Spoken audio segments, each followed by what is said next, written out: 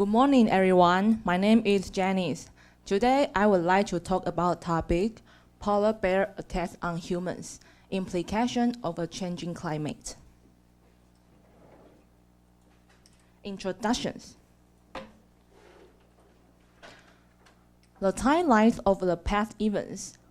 Before European exploration, this habitat specialization likely kept them separated from most people, and thus helped reduce human-bear conflicts. At this time, polar bears were okay, and humans were okay. With the advent of widespread maritime exploration,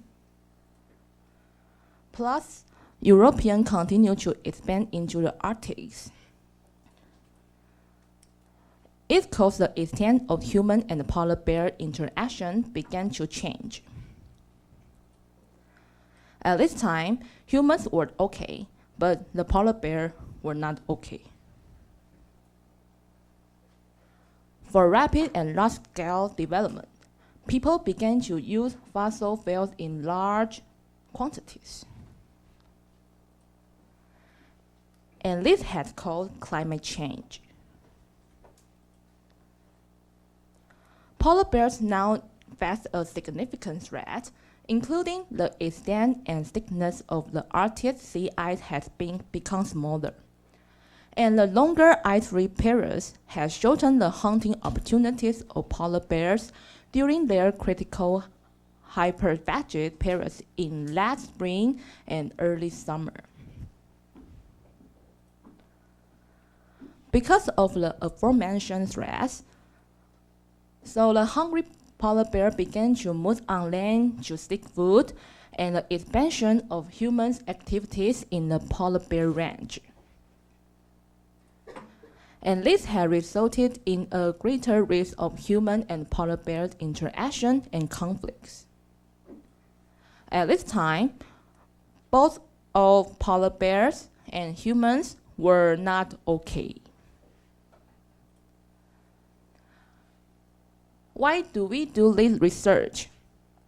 To date, the result of polar bear attacks on humans has been rare. So people might have misunderstanding on polar bear. When attacks do occur, that evoke negative public reaction and last long. The attacks have led to reduced social tolerance on polar bears and increased defense kills. And recurring conflicts between polar bear and humans not only undermine the well-being of humans and wildlife, but also have a negative impact on local conservation support on polar bear. To help fill this knowledge gap, a database was developed. It's called Polar Bear Human Information Management System. Methods. Study area. Our study area includes the Arctic of Canada, Greenland, Norway, Russia, and Alaska. What is the source of the information? We compile the information from government records, published literature, biology field notes, and news media. Where human-bear conflict? First, we have to talk about a food condition bear. A food condition bear is one that has learned to associate people of the smell of people, human activities, or human use areas with anthropogenic food. So, we group into 4 location types: towns, research, industry, and field areas. We have to different a bear attack from a predatory attack. A bear attack refers to intentional contact by a bear resulting in human injury. A predatory attack is one which a bear preys upon or attempts to prey upon people. We also use behavioral components to support the identification of predatory events. We summarize the studies of polar bear attacked humans from year 1870 to 2014. We report spatial, temporal, and demographic characteristics of attacks and multiple aspects of bear and human behavior that may influence causation and outcome. We classify age and body condition index. In age, we classify older than 4 years as an adult bear, and from 3 to 4 years of age as a sub-adult bear. In body condition index, we classify 1 to 5. It means skinny to obese. Results. In 73 attacks, which were 20 people were killed and 63 people were injured. And in 73 contacts, includes 37 predatory attacks. And this is a chart about probable cause of polar bear attacks on human. And we can see 9 probable causes, and we can see the predatory on human, this one is the most. This is age class, and this is sex class, and this is single female, and this is female with their children. In all attacks, we can see it is male biased. And in all attacks, we can see the adult attacks are most. And in single female, we can see all attacks has 6, predatory attacks has 5, and we see it as 100% of attacks by single females were predatory. The important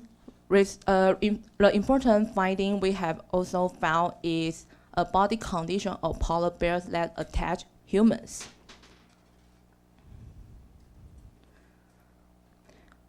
61% is below average. It means skinny and thin. And just only 6% above average, and none was obese. In the predatory attack, there had 65%, and none was above average. And the predatory, and the attacks, we can see there has 33% in towns, 8 in research, 6 in industry, and 53 in field areas. Discussion. Discussion 1. Bears in poor nutritional body condition are much more dangerous and aggressive than bears in good condition. So the hungry bear began to move on land to seek food, and it will cause increase the polar bear and the human conflicts. Discussion 2. Immature bears may be less cautious, more easily habituated to humans, more nutritionally stressed than adults, and more aggressive towards people. Discussion 3. Humans often exacerbate the potential for negative interactions with polar bears by not properly managing aromatic attractants. In the absence of attractants, polar bears usually remain cautious when interacting with people initially, and more likely to be scared away. And so this may help to explain the low number of attacks at industrial sites. Discussion 4. There were two people named Flag and Hero reported that, in contrast to male polar bears, females with offspring attacks did not exhibit predatory behavior, but were defending their children. But in our results were different, because we found that certain attacks by female polar bear with offspring were predatory. Thank you for listening.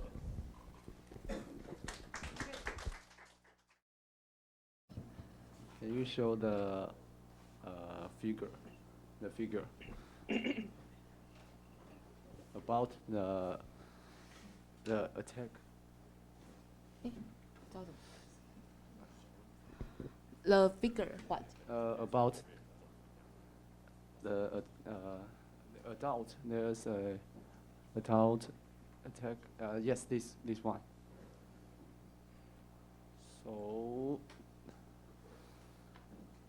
is the adult most offensive, or like to attack people? Repeat. Can you say that again? Is that conclusion is adult bear like to attack people? Yeah. Adult bear. You said that adult bear more like to attack people. Yes, and we can see adult bear likely to all attack. This is in all attacks. It's adult bias, but in predatory attacks, it's immature. 14 is sub-adult, 2 years was 1, and young was 3, and its plus is most than the adult. But in the all attacks, adult bear, we classify the information, and we can see that adult bear are the most in the sub-adult, 2 years old, young and cub, and we can see it is your question. Okay. Yes. All right. What method do you use to distinguish predatory attack and not predatory attack? Okay. She wants to know how to different.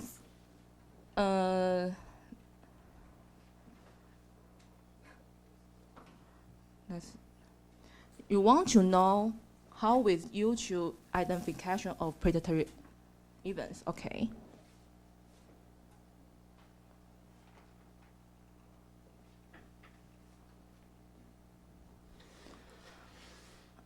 We can see the bear is stalking and rushing to the victim, and absence of vocalizing and the stress behaved by the attacking bear.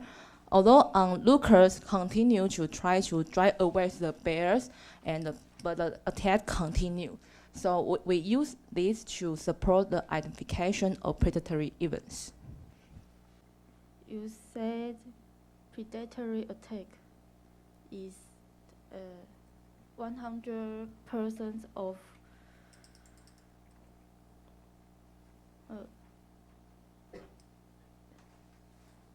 This? yes. Yes. It is 100% of females, and why? Hey, she wants to know why we see it as a 100% of attack by single females. I want to know how, but the mention didn't say. But he said so 6 was all attack and 5 was predatory attack, and one is Kirkat's defense. So we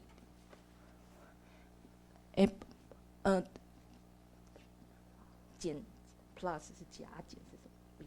扣掉 minus.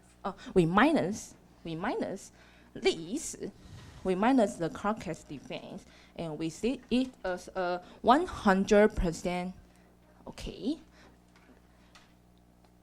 6 minus 5 is 1. And then this one is carcass defense. Thank you. Why do the 73 attack that you just mentioned include 83 people? Can you say that again? Why do 73 attack include 83 people? Okay. I know.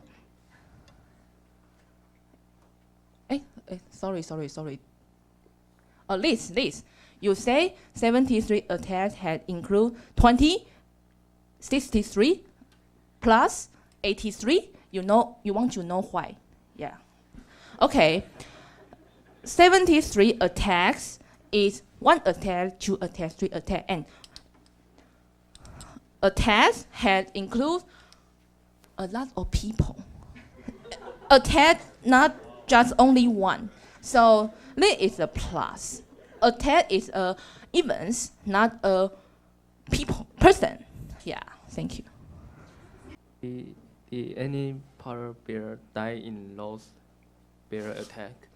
Predatory attack, yeah. Huh? Really? What?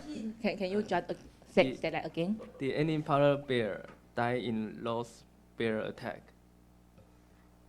Any? Die? Any people die in? No. Bear. Oh, any polar bear? I don't know. Okay. okay. Sorry, I don't know. Yes. Oh, yes. Because people use the guns or the bear spray. So bear were shocked or bounce. Yeah. Yeah. Thank you. Okay, thank you. All right, so you mentioned the size and the age of the polar bears, but I wonder if there's any relationship between these two. Okay. What's his question? Your question is, you want to know how to group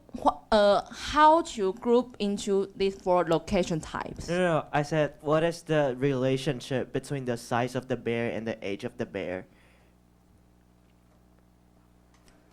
Size of the bear and the age of the bear. Yeah, because you mentioned these two zetas, but you don't give us the relationship. Oh, I know. This is separate, not mentioned. Okay. These two is not mentioned. This location type is location type, and the age type is age type. It's the size, not the location. Size. Okay, there's misunderstanding. Okay. I'll cut the discussion here. I think Jenny gave a very nice talk. She presented her talk very clearly. So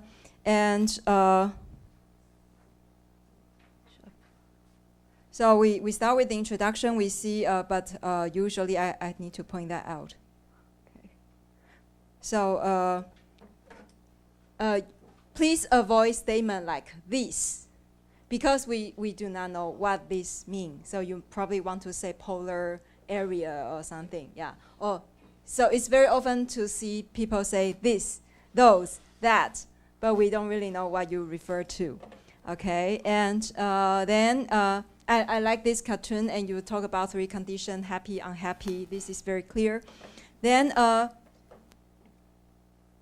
using these slides, I would like to say, usually I would try to make the font as large as possible. So do you have more to come? Let's see.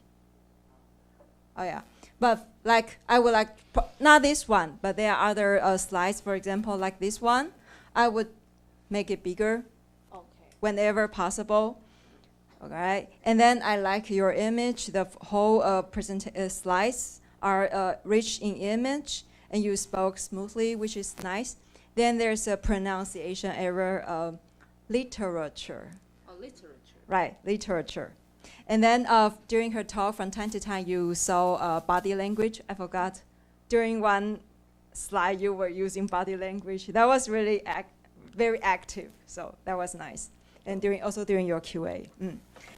And then later on your material method, you talk about like this is a bit too small, the font. Then you talk about this, where is it? Behavioral components. And then actually one of the audience asked this question, because you use this to distinguish, I think this is these are important to distinguish a regular attack and a predatory attack. So if I were you, I would add those description into the formal slide. And then here, where is it? Okay, here you talk about the classification of polar bears. And actually, I would not, I would use every opportunity to show photos, because I know in the paper there are photos showing skinny and obese. That means fat, skinny and fat polar bears, and there are photos. So I will actually use the space to show these photos. Then this is important results. And for that, I will probably remake the table myself, or even draw plots using Excel. So I will not copy and paste table from the paper. Right. And then I later on realized that you talk about the issue of immature. Let's see if you talk about that. Right, you talk about in your discussion. You talk about immature bears, but I don't quite remember you presented the data. It's not until the QA session that you talk about the data of immature bears, which is actually here, right? You talk about the data here. So I think one way to improve this is to, like here, you have these short concluding remarks. So whenever you talk about this, you should make sure that you have your concluding remark next to your data, so it's easy to refer to.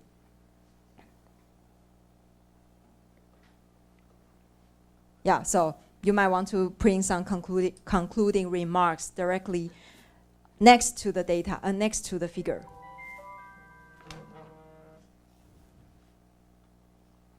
Yeah, but overall, I think it's a very nice talk and it's easy to follow. So let's thank Janice.